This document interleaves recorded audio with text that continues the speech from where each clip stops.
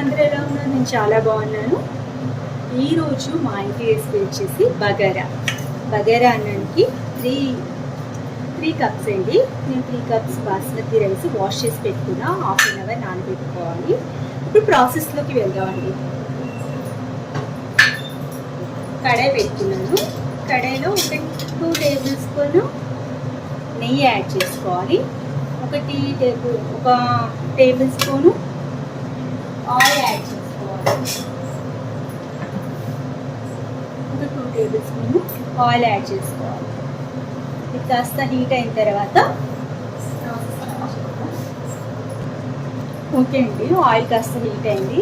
ఇప్పుడు హోల్ గరం మసాలా మొత్తం వేసుకోవాలండి. సాజీరా, దాల్చిన చెక్క, యాలకులు, లవంగాలు, తర్వాత బిర్యానీ ఆకు అన్నీ వేసుకోవాలండి.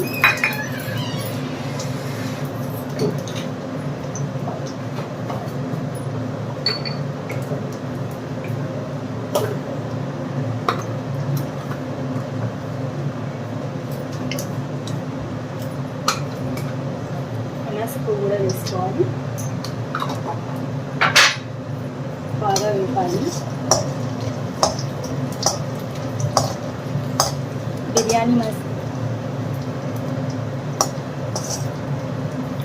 బిర్యానీ దినుసులు అన్నీ వేసుకోవాలి. బాగా వేగాక కొంచెం వేగిన తర్వాత దీంట్లోకి పచ్చిమిర్చి అండి ఒక 5-6 తీసుకున్నాను.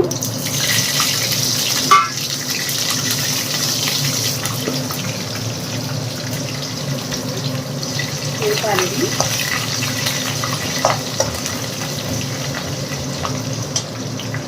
ఆనియన్స్ కూడా ఒక పెద్ద ఆనియన్ చాప్ చేసేస్తుంది. ఇది మంచి కలర్ మారాలండి, కాస్త కలర్ మారాలి. ఓకే అండి, కలర్ కాస్త చేంజ్ అయింది. కలర్ కాస్త చేంజ్ అయ్యాక టమాటో, ఒక పెద్ద టమాటో వేసుకున్నాను, అది కూడా ఇందులో వేసేయాలి. తర్వాత 1 స్పూన్ అల్లం వెల్లుల్లి పేస్ట్ బాగా కలపాలి. తర్వాత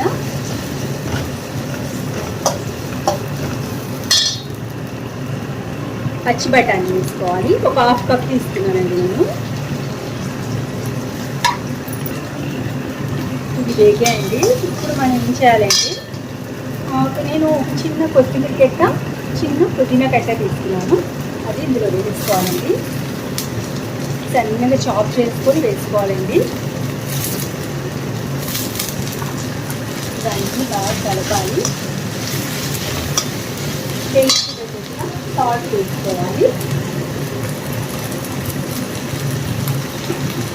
బాగా కలపాలి, బాగా మగ్గించాలి.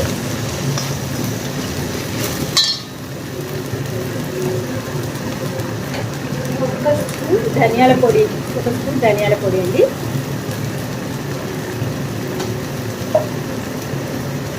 ఇవన్నీ బాగా కలపాలి. సరేనండి, ఇవన్నీ బాగా మగ్గిపోయాయి. ఇప్పుడు మనం ½ అన్ అవర్ బాస్మతి రైస్ పాతే తీసుకోవాలండి. నేను ½ అన్ అవర్ నానబెట్టుకున్నాను.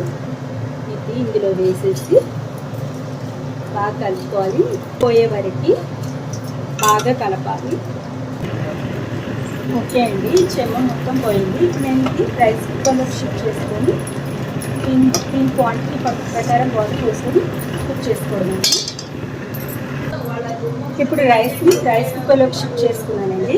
దీంట్లో 3 కప్స్ నేను రైస్ తీసుకున్నాను. 6 కప్ వాటర్ తీసుకోవాలి. 1 2 3 4 5 6 ఇలా కలుపుకోవాలి. బాగా కలుపుకొని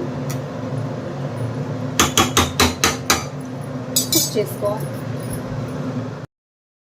ఓకే అండి, పొడిగా ఉండే బగారా రెడీ. మరి తప్పకుండా మీరు ట్రై చేస్తారు కదా. ఓకేనండి, బాయ్.